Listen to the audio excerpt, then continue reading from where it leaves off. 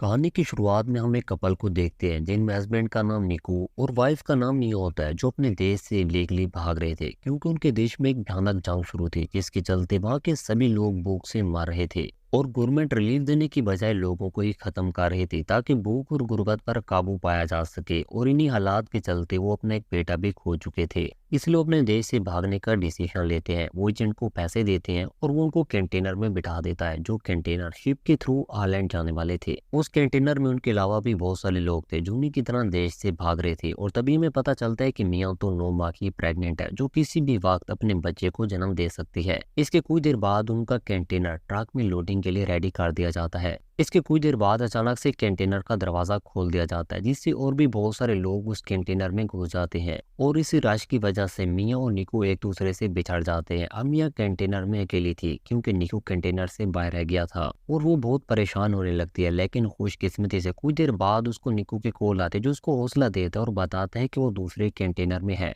और वो उसको शिपन मिलेगा, जिससे मियाँ को कुछ सुकून मिलता है। इसके बाद ट्रक उन कंटेनर्स को लेकर पोर्ट पर पहुंच जाता है, जहां उन कंटेनर्स को शिप में लोडिंग से पहले चेक किया जाना था। चेकिंग के लिए पुलिस ऑफिसर उस कंटेनर को खोलता है, लेकिन वो अंदर से बिल्कुल खाली था। दरअसल उस कंटेनर में एक सीक्रेट रूम बना हुआ था जिसमें वो सारे लोग छिपे हुए थे। पुलिस वाला भी बड़ा चालाक होता है, वो चेकिंग नहीं करता बल्कि कहते हैं कि मुझे पता है तुम लोग इस कंटेनर में छिपे हुए हो, अगर तुम बाहर ना निकले तो तुम्हें अपनी जानों से हाथ धोना पड़ेगा। उसकी ये जानलेवा धमकी सुनकर एक औरत डर कर बाहर आ जाती है, लेकिन इससे पहले वो औरत बाहर आती मियो सीक्रेट रूम के ऊपर से निकलकर कंटेनर के पिछले कोने में छिप जाती है। औरत जैसे ही बाहर आती है, पुलिस वाले वहां मौजूद सभी लोगों को मार देते हैं, लेकिन मियाँ की जान बच जाती है। चेकिंग के बाद उन कंटेनर्स को शिप पर लोड कर दिया जाता है और शिप आइलैंड की तरफ निकल पड़ता है। कंटेनर के अंदर बैठे बैठे मियाँ वहां मौजूद सामान को चेक करने लगती है, जहां उसे एक ड्रिल मशीन, खाने का सामान और साथ में कुछ इलेक्ट्रॉनिक डिवाइसेस मिलती हैं। रात होने के बाद मियाँ को नींद आ जाती है और तभी आधी रात को मियाँ के अचानक से आँख खुल जाती है क्योंकि वो कंटेनर जोर जोर से हिल रहा था। मियाँ जब उस कंटेनर के छेद से बाहर देखते हैं तो उसे पता चलता है कि उनका शिप तूफान में फंस चुका है। और वो तूफान देखते देखते इतना बढ़ जाता है कि वो सारे कंटेनर एक ही करके समंदर में गिरने लग जाते हैं, जिससे मियाँ का कंटेनर भी समंदर में गिर जाता है।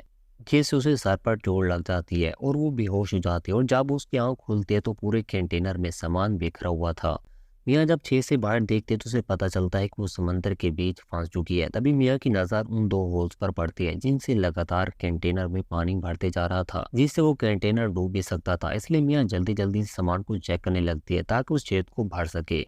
सामान को चेक करते हुए उसे बॉक्सेस में बहुत सारा सामान मिलता है जिनमें वाइन, टीवी, ईयरफोन वगैरह होते हैं। वहीं पर मियाँ को एक टेप मिलता है जिसे वो छेद बंद करने में कामयाब हो जाती है।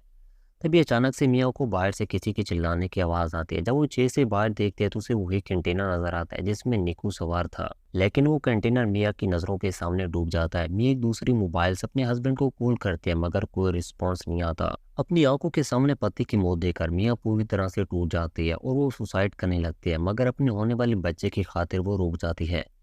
अगली सुबह मिया को अननोन नंबर से कॉल आती है और वो कॉल निकू की होती है, जो उसे बताता है कि वो शिप पर था ही नहीं। ये सुनकर मिया सूख का सांस लेती है और उसे सारी कहानी बताती है कि वो कैसे समंदर के बीचों बीच फंसी हुई है। इस पर निकू उसे वादा करता है कि वो उसको लेने जरूर आएगा। इसी उम्मीद के सहारे मिया सो जाती है। तभी रात के वक्त मिया को अचानक से पेट में बहुत दर्द होने लगता है, जिसका सीधा सीधा मतलब था कि वो किसी भी वक्त अपने बच्चे को जन्म दे सकती थी।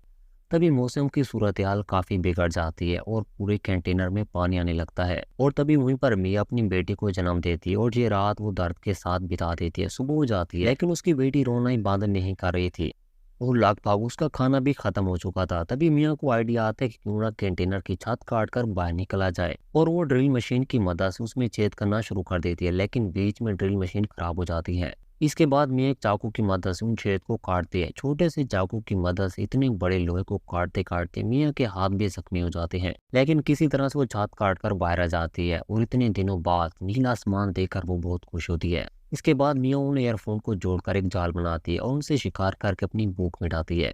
और पीने के लिए वो बारिश का पानी इस्तेमाल कर रही थी और साथ में उसकी बेटी नुआ दूध के सारे बांट रही थी। और ऐसे ही दिन गुजर जाते हैं और हर गुजरते दिन के साथ मियाँ की उम्मीदें टूटती जा रही थी, क्योंकि उसे कुछ समझ नहीं आ रही थी कि वो कब तक कैसे यहाँ पर फंसी रहेगी। तब एक रात मियाँ को निको की कॉल आती है, जिससे बताता है कि उसको बोर्ड से लेने आ रहा था, मगर उनको पुलिस वालों ने देख लिया था और उनसे भाग तो मुझे गोली लग गई, जिससे मैं बहुत जख्मी हो चुका हूँ और मेरा इतना खून बह चुका है कि शायद ही मैं जिंदा बच सकूँ। और साथ में वो मियाँ से माफी भी मांगता है कि वो उसे नहीं बचा सका। जहाँ मियाँ उसको कॉल पर अपनी बेटी की आवाज़ सुनाती है। अब मियाँ पूरी तरह से टूट चुकी थी। उसे कुछ समझ नहीं आ रही थी कि वो करे तो करे क्या, लेकिन उसे जीना था और वो भी अपनी बेटी के लिए।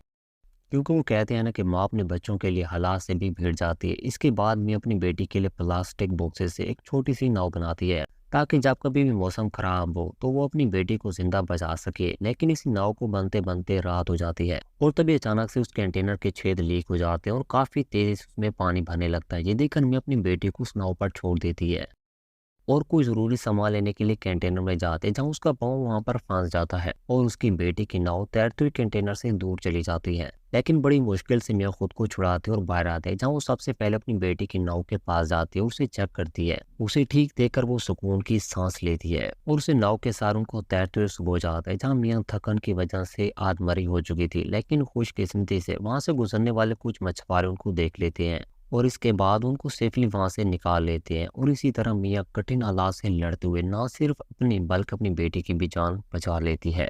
और अब वो फाइनली आयरलैंड पहुंच चुकी थी, क्योंकि वो मछुआरे आयरलैंड के रहने वाले थे। और उसके बाद ये फिल्म यहीं पर एंड हो जाती है। और इस फिल्म में हमें एक माँ के प्यार को दिखाया गया कि वो कैसे अपनी औलाद के लिए हालात से लड़ जाती है। अगर आप भी अपनी माँ से सच्चा प्यार करते हैं तो वीडियो को लाइक शेयर जरूर कीजिएगा।